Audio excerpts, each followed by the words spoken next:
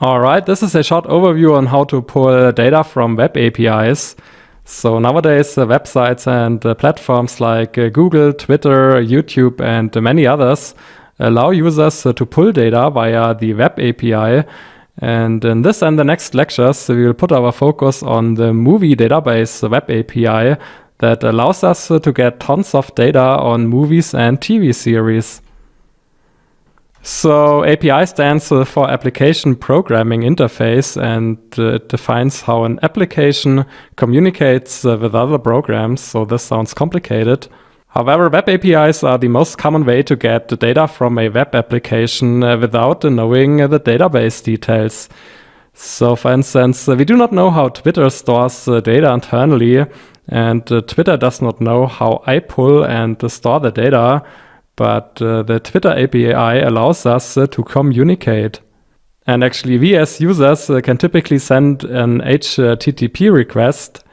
And based on that, we get data stored in JSON or sometimes also CSV or other file formats.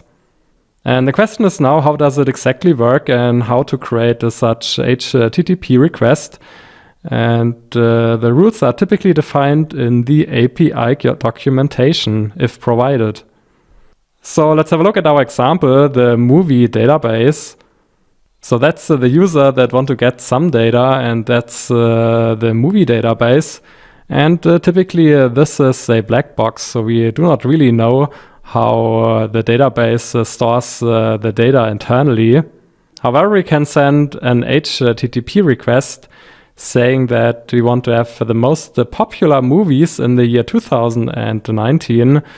And if we do it right, then actually the movie database understands our HTTP request and then sends actually the data in a JSON format. So what are the rules that define the HTTP requests? And typically these are provided, and these are called the API documentation. And based on that, we can create our HTTP requests, and either we can copy and paste them into our web browser. And this is the hands-on approach. But we can also automate and scale HTTP requests with Python and the powerful Python library requests. Finally, let's have a look at an example of an HTTP request for the movies database. So this is an ordinary URL that we can copy and paste into our web browser. And actually, we have here two parts. So first of all, the general part, which we can see here in black. So this is obviously an HTTP request for the movies database API. And I think this is version 3. And the module is that you want to discover movies. And then the second part starts here with a question mark. And this is actually the so-called query string where we can define and customize our data query. And in the vast majority of cases, first of all, there's an authentication. So we have to pass our personal API key. So in this example, it's 123 ABC, and this will definitely not work. So this is an alphanumerical API key, and if you want to pull data from the movie database API, then you have to register on the website and log in and request your personal API key. Otherwise, it won't work. Now let's go on with the query string, and typically we have optional and required parameters. So the API key is typically a required parameter. Then, for instance, we have the optional parameters language, English, US. And then we say we want to sort by the popularity in descending order. And finally, the primary release year should be the year 2019. So this is actually pretty simple. And this structure is defined in the API documentation on the website. So let's have a look on the website. We are here on the moviedatabase.org. And let's go to more and API.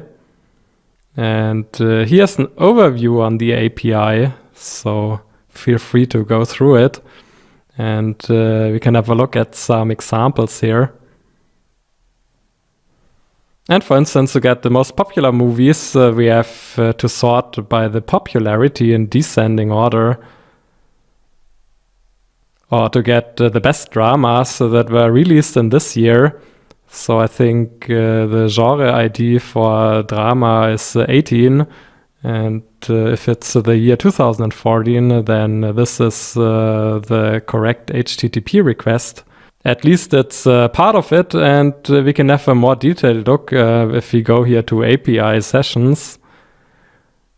And here we can go to the official API documentation. And actually, the API documentation for the movies database is quite extensive, and there are a lot of options. So we could actually spend hours here on this website in the documentation. So feel free to have a closer look on your own. And here on the left-hand side, we can see some modules.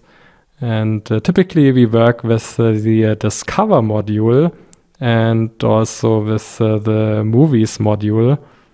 And here we can simply pass the movies ID, and then we get the primary information about a movie. And here in definition, we can find now the ingredients of our HTTP request. So first of all, we have to pass the movie ID, and it should be an integer, and this parameter is required. Then for authentication purposes, we have to pass our personal API key. And then it's optional to pass the language, and here we can see the responses or the results. So for instance, we get the budget or belongs to collection, so this is nothing new. And actually we can simply try it out here. So we can go to try it out. And here below we can see the created URL. And for example, here's the placeholder for the movie ID. So we can simply type here whatever. And here we can see that this was included now in the URL. And also we have to pass our personal API key. So let's do something here. And finally, we can click on send request and check whether this works and whether we get a response. And here we get the message 401 unauthorized. So we have passed actually an invalid API key. So this was a very short insight here into the API documentation. And now we are starting to code with Python and the requests library to get some data. I hope to see you there. Bye.